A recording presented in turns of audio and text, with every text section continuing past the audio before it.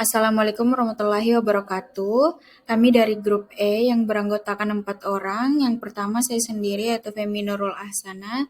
Yang kedua Salsabila Dwi Kamila Putri. Yang ketiga Nur Firkatun Najia. Dan yang terakhir Ahmad Hildan Ramadhani. Di sini kami akan membahas perbedaan basis data relasional dan non-relasional atau NoSQL serta keunggulan Mongo Database atau Humongous Database. Selanjutnya yaitu tujuan pembelajaran. Yang pertama yaitu perbedaan basis data relasional dan non-relasional. Di dalamnya yang pastinya ada pengertian, ciri-ciri dan contoh produk, juga kapan basis data relasional dan non-relasional ini diperlukan. Yang kedua ada keunggulan Mongo Database. Di sini juga kami akan menjelaskan apa itu Mongo Database dan yang pastinya keunggulan dari Mongo Database.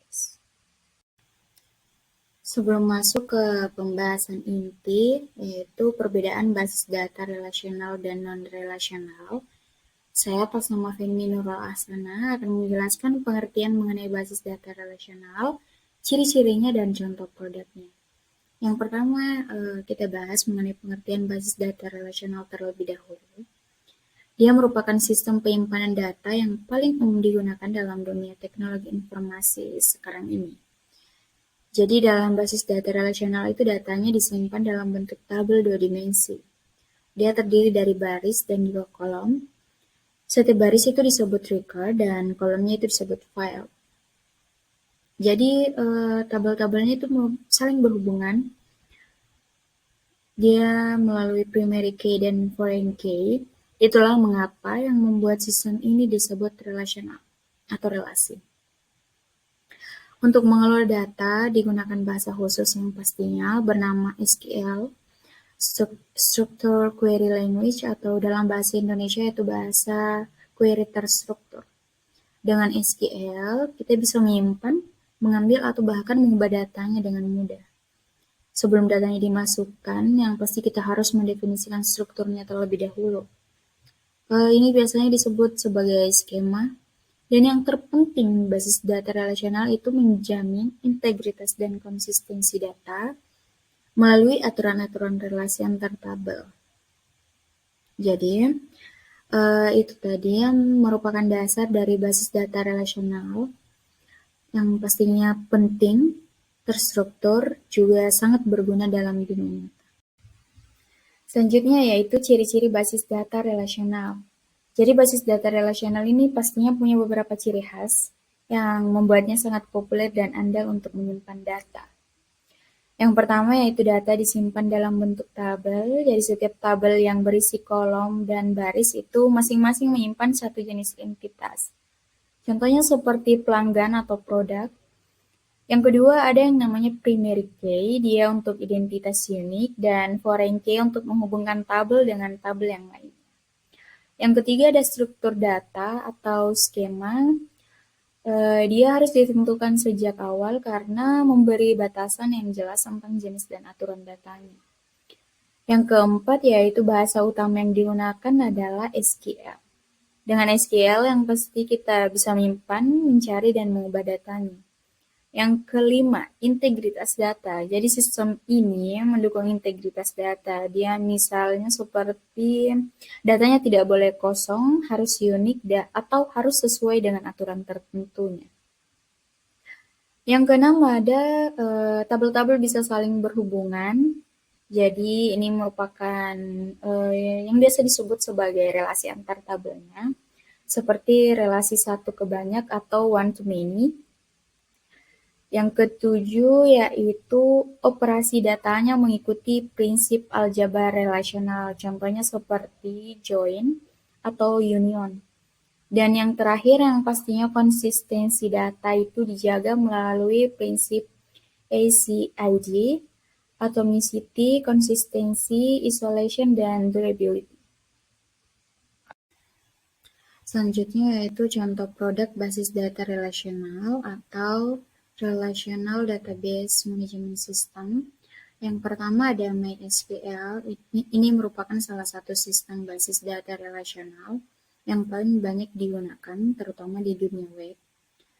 Sistem ini bersifat open source dan gratis, jadi banyak developer yang mengandalkan MySQL ini. MySQL itu juga fleksibel, dia bisa dipasang di berbagai sistem operasi. Website seperti WordPress dan Joomla biasanya jalan di atas MySQL. Bahkan perusahaan besar seperti Facebook dan YouTube pun pernah menggunakannya. Yang kedua ada PostgreSQL, jadi ketika butuh database yang lebih canggih, PostgreSQL ini merupakan pilihan yang sangat baik karena selain menyimpan data relasional, dia juga bisa menangani data semi-struktural, seperti JSON.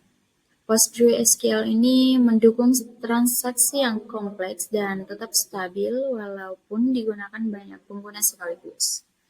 Instagram dan Netflix ini mengandalkan PostgreSQL untuk sistem mereka. Selanjutnya yang ketiga ada Oracle Database. Oracle Database ini merupakan solusi komersial yang biasanya digunakan oleh perusahaan besar. Oracle Database ini dikenal mempunyai fitur lengkap dan keamanan yang sangat kuat. Sistem ini cocok sekali untuk kebutuhan skala besar seperti perbankan atau lembaga pemerintahan. Oracle juga mendukung pengelolaan banyak aplikasi dalam satu sistem yang aman dan terpisah. Yang keempat yaitu Microsoft SQL Server.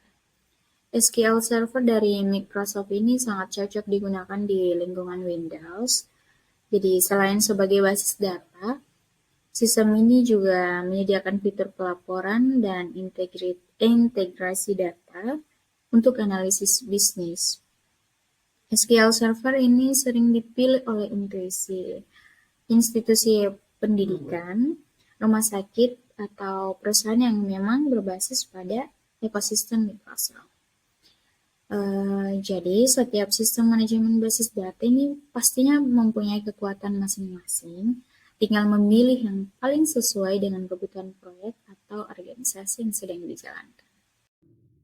Baik, Salsabila Dwi Kamila Putri akan membahas basis data non-relasional. Adapun pembahasan pertama yaitu pengertian. Basis data non-relasional atau biasa disebut NoSQL database adalah jenis basis data yang tidak menggunakan struktur tabel relasional seperti basis data tradisional. Kemudian datanya disimpan dalam format yang lebih fleksibel seperti dokumen, key value, graph, atau kolom. Kemudian database ini dirancang untuk mengelola data yang skala besar yang bisa berubah-ubah strukturnya dan membutuhkan performa tinggi. Selanjutnya ciri-ciri basis data non-relasional. Yang pertama, struktur data fleksibel, yaitu tidak menggunakan tabel tradisional seperti pada basis data relasional. Kemudian datanya bisa disimpan dalam format dokumen, key value, kolom, atau graph. Selanjutnya yang kedua, tidak memerlukan skema tetap atau skema les, yaitu tidak perlu mendefinisikan struktur data di awal. Kemudian data baru bisa memiliki atribut tambahan atau berbeda dari data sebelumnya. Yang ketiga, horizontal scalability atau mudah diskalakan secara horizontal, yaitu basis data non-relasional dirancang untuk mudah diperbesar dengan menambahkan server baru ke jaringan, bukan hanya meningkatkan kapasitas server tunggal. Kemudian cocok digunakan untuk aplikasi modern dengan pertumbuhan data yang cepat seperti big data, IoT, dan aplikasi real time. Yang keempat, kinerja tinggi untuk data besar dan real time, yaitu dioptimalkan untuk kecepatan baca atau tulis data dalam skala besar. Kemudian sangat efektif untuk aplikasi yang membutuhkan respon cepat. Kemudian yang kelima, fokus pada availability dan partition toleransi, yaitu sesuai prinsip CAP teorem, basis data non-relasional lebih mementingkan ketersediaan atau availability dan toleransi partisi dibandingkan konsistensi data ketat. Kemudian hal ini membuatnya tetap berjalan meski ada kegagalan di sebagian server. Yang keenam, tidak selalu menjamin konsistensi kuat atau ACID, yaitu banyak basis data non-relasional lebih memilih ketersediaan availability dan toleransi partisi atau partition tolerance daripada konsistensi sempurna, yaitu sesuai prinsip CAP teorem. Artinya kadang data antar server tidak langsung 100% sinkron, tapi sistem tetap bisa beroperasi tanpa downtime. Yang ketujuh, model data beragam sesuai kebutuhan. Ada 4 model utama, yaitu dokumen oriented seperti MongoDB, key value store seperti Redis, with column store seperti Cassandra, graph database seperti Neo4j. Dan yang terakhir, cocok untuk data tidak terstruktur atau semi terstruktur. Misalnya data sosial media, log aktivitas pengguna, IoT data, profil pengguna yang dinamis. Selanjutnya contoh produk basis data non-relasional. Yang pertama itu ada MongoDB atau Mongo Database. Jenisnya itu dokumen store, format datanya JavaScript, Object Notation, atau Binary Serialized Object Notation, di mana MongoDB itu menyimpan data dalam bentuk dokumen yang fleksibel, mirip seperti objek dalam pemrograman dan tidak perlu skema yang tetap. Kelebihannya itu struktur fleksibel, skalabilitas tinggi, dan query mirip SQL atau Mongo Query Language. Contoh penggunaannya itu aplikasi e-commerce, media sosial, dan sistem manajemen konten. Yang kedua itu ada Redis. Jenisnya itu key value store atau in-memory database. Format datanya key, value atau string, list, hash, dan lain-lain. Redis itu menyimpan data dalam memori untuk kecepatan maksimum. Umumnya untuk digunakan untuk caching, antrian, dan hitungan real time. Kelebihannya itu super cepat, mendukung operasi atomik, kemudian bisa persis ke disk juga. Contoh penggunaannya sistem leaderboard game, session storage, dan notifikasi real time. Yang ketiga ada Cassandra, jenisnya itu with column store, format datanya baris dan kolom, tapi kolom bisa berbeda tiap baris. Kemudian cocok untuk data terdistribusi dalam skala besar dan cepat saat query. Kelebihannya sangat scalable dan tahan gangguan. Kemudian cocok untuk big data. Contoh penggunaannya logging system, sensor IoT, data historis dalam jumlah besar. Yang keempat ada Neo4j, jenisnya itu graph database. Format datanya node atau simpul dan edge atau hubungan. Neo4j itu menyimpan data yang saling terhubung seperti hubungan antar orang, produk, atau lokasi. Kelebihannya itu ada 2, ideal untuk data yang saling terkait dan query menggunakan shipper atau bahasa query graph. Contoh penggunaannya jejaring sosial, sistem rekomendasi, analisis fraud, dan peta rute. Dan yang kelima ada Amazon Dynamo Database atau DynamoDB. Jenisnya itu key value atau document store. Format datanya JavaScript Object Notation atau JSON-like. Layanan database-nya itu NoSQL dari AWS, sepenuhnya dikelola atau manajer, dan cocok untuk aplikasi web dan mobile.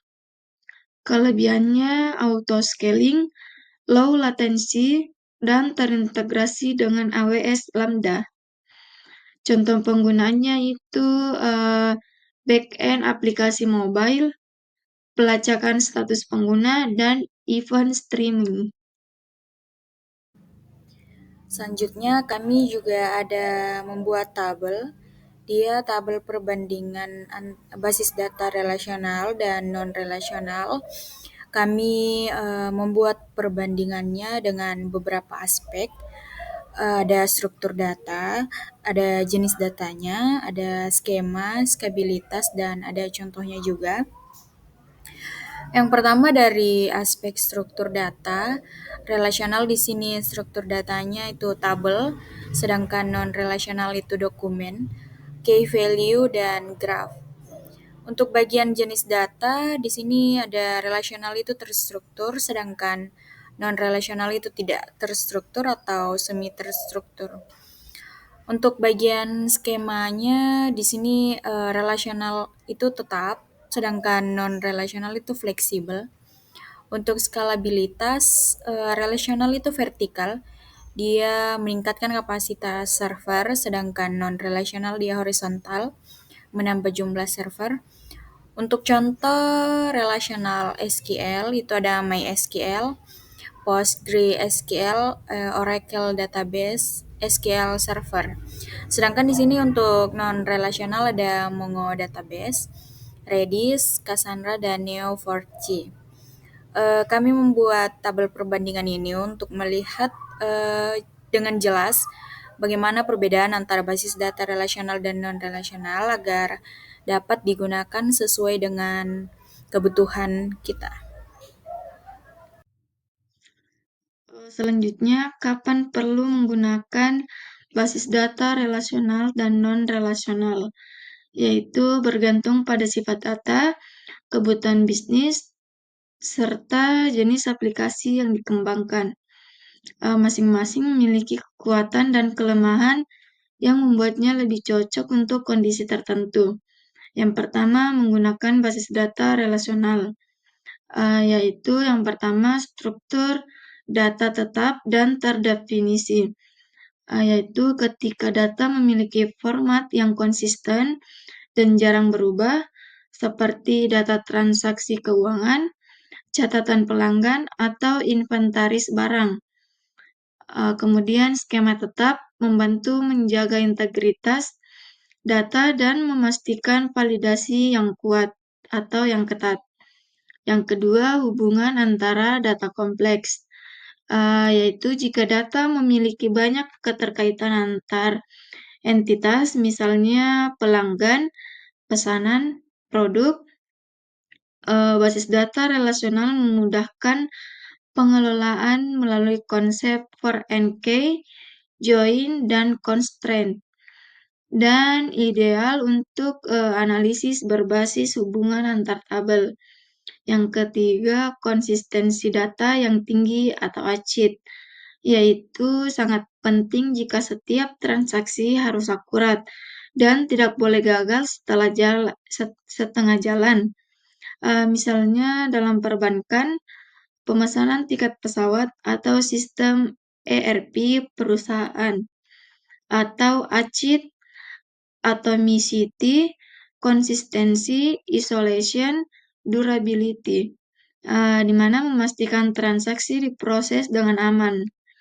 Kemudian ukuran dan pola akses data yang dapat diprediksi, yaitu jika ukuran database tumbuh dengan kecepatan yang terkontrol dan pola akses relatif stabil, penggunaan basis data relasional menjadi sangat efisien.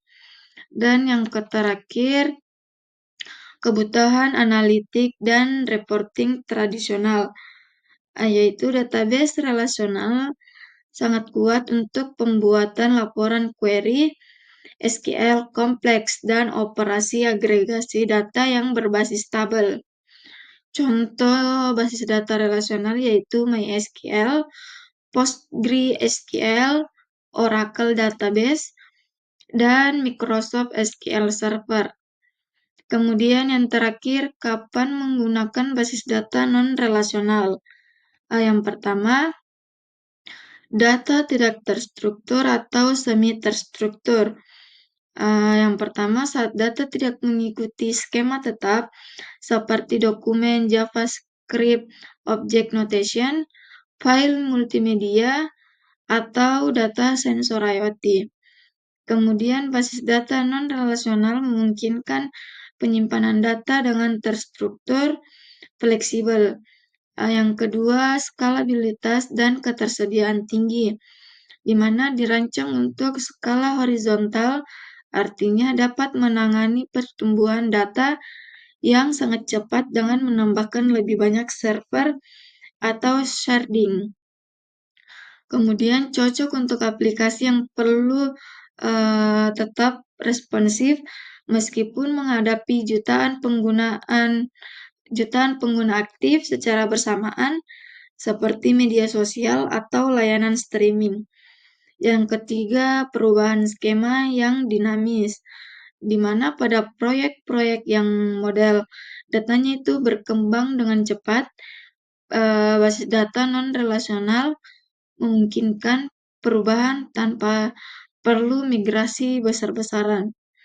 Yang keempat, kinerja untuk cepat dan volume data besar, di mana memberikan performa tinggi untuk operasi baca atau tulis cepat, terutama saat mengelola data dalam jumlah besar dan beragam.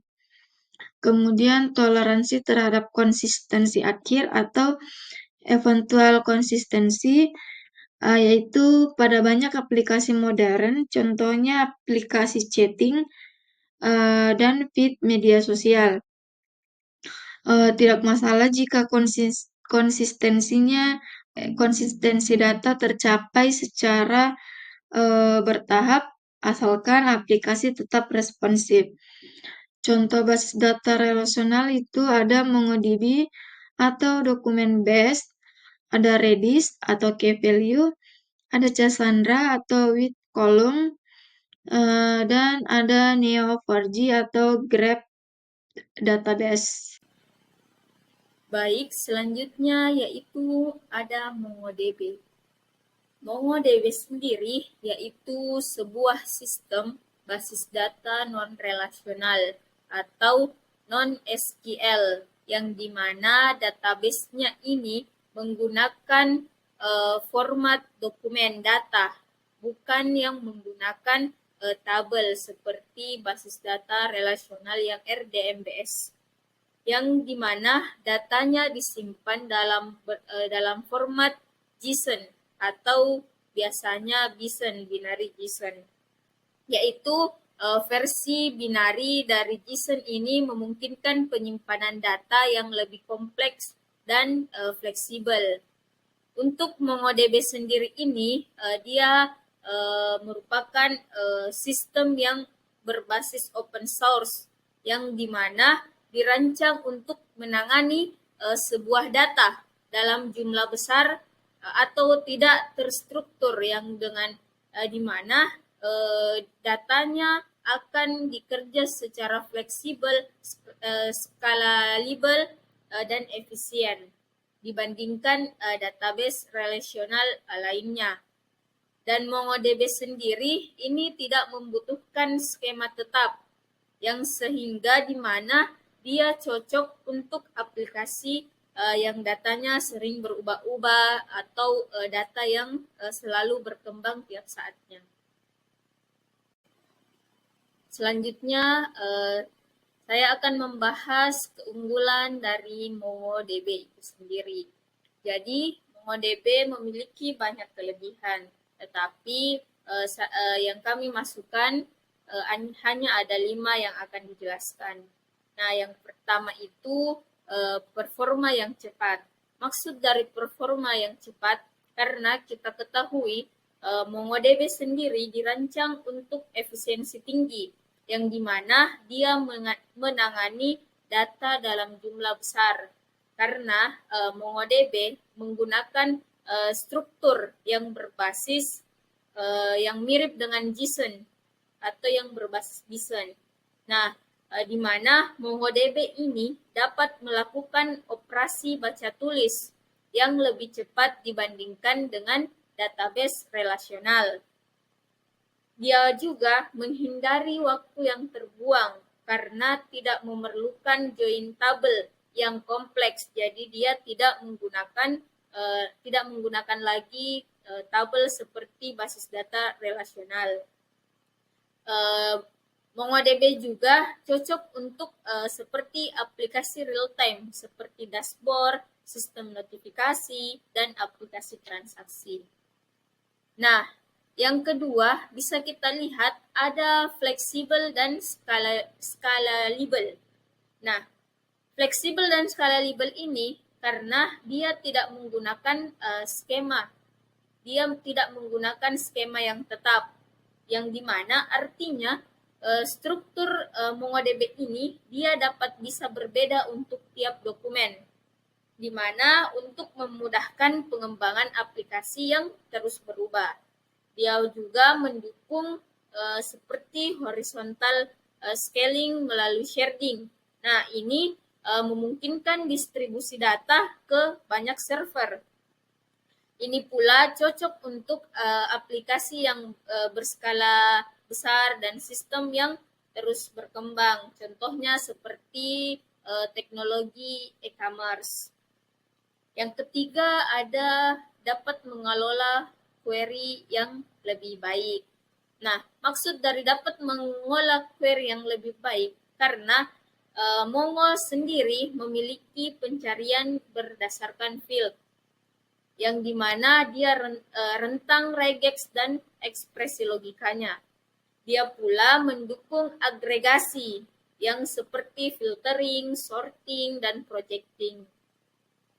Dia pula dapat membuat indeks pada field tertentu untuk meningkatkan kecepatan pencarian data. Yang keempat ada open source dan memiliki komunitas yang aktif. MongoDB dapat digunakan gratis dan dapat dikembangkan. Itulah keunggulan dari MongoDB. Dia juga banyak tutorial seperti dokumentasi serta forum diskusi dari komunitas global. Yang terakhir ada bahasa pemrograman yang variatif, di mana MongoDB mendukung berbagai bahasa pemrograman yang populer yang digunakan programmer lainnya. Di antaranya itu seperti JavaScript, Python, Java, C++, dan PHP, serta lain-lainnya. Dia juga tersedia driver resmi untuk masing-masing bahasa dan memudahkan integrasi langsung ke dalam aplikasi. Baik, selanjutnya bisa kita lihat untuk perbedaan MongoDB dengan basis data relasional lainnya, di mana kami membandingkan antara MongoDB dan 3 database yang berbasis data relasional. Yang pertama yaitu kita membandingkan MongoDB dengan MySQL, PostgreSQL, dan Oracle Database. Untuk MongoDB sendiri, bisa kita ketahui bahwa MongoDB ini bersifat fleksibel yang tidak memerlukan skema tetap, dan kita bisa menyimpan dokumen dengan struktur yang berbeda dalam satu koleksi. Sedangkan untuk MySQL, dia tetap, yang dimana dia memiliki skema tetap, yang struktur tabel harus didefinisikan terlebih dahulu, dan dia sulit untuk diubah secara fleksibel. Untuk PostgreSQL-nya sendiri, dia tetap, tetapi lebih fleksibel dari MySQL, yang dimana dia bersifat tetap dan berbasis skema, tetapi lebih toleran terhadap perubahan struktur dan mendukung tipe data yang kompleks. Untuk Oracle database sendiri, yang dimana dia tetap dan sangat ketat dan kompleks. Yang kita ketahui struktur datanya sangat kaku dan kompleks, cocok untuk aplikasi besar dan kritis seperti sistem perbankan dan lainnya. Yang kedua, untuk MongoDB, dia JSON-like JSON.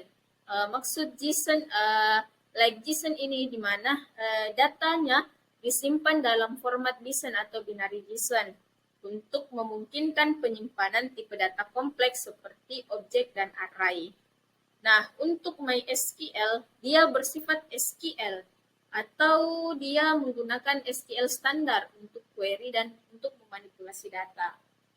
Untuk PostgreSQL sendiri, dia SQL ditambah dengan dukungan JSON. Maksudnya, selain dia menggunakan SQL, PostgreSQL juga mendukung penyimpanan untuk memanipulasi data JSON yang sangat kuat untuk aplikasi modern lainnya. Untuk Oracle Database, di mana dia bersifat SQL, tapi dia kuat dan kompleks. Maksudnya, dia SQL sangat kuat dan mendukung fitur-fitur lanjutan, tetapi bisa rumit. Untuk MongoDB selanjutnya, dia bersifat horizontal. Maksud dari horizontal ini, yang dimana skalabilitasnya horizontal yang sangat baik dan mudah melakukan sharding atau distribusi data ke banyak server. Untuk SQL, dia bersifat vertikal atau bisa diketahui skalabilitasnya lebih ke arah yang menambah kapasitas server. Untuk PostgreSQL sendiri, dia terbatas secara horizontal, yang dimana dia hanya mendukung partisi, tetapi skalabilitas horizontalnya tidak sebagus atau tidak sekuat MongoDB. Yang keempat ada Oracle Database, di mana dia bersifat vertikal, yang dirancang untuk server besar dengan arsitektur vertikal, yang setup distribusinya itu atau replikasinya cukup kompleks. Yang terakhir untuk MongoDB, dia dokumennya nested, di mana maksud dari dokumen nested ini, dia mendukung penyimpanan data dalam bentuk dokumen bersarang. Untuk MySQL-nya, dia normalisasi tabel, yang data biasanya disimpan dalam bentuk tabel terstruktur dan dinormalisasi untuk menghindari duplikasi data. Untuk PostgreSQL sendiri, dia dirancang untuk tabel relasional atau JSON parsial, yang dimana dia menggabungkan keunggulan tabel relasional dengan kemampuan menyimpan data semi struktural.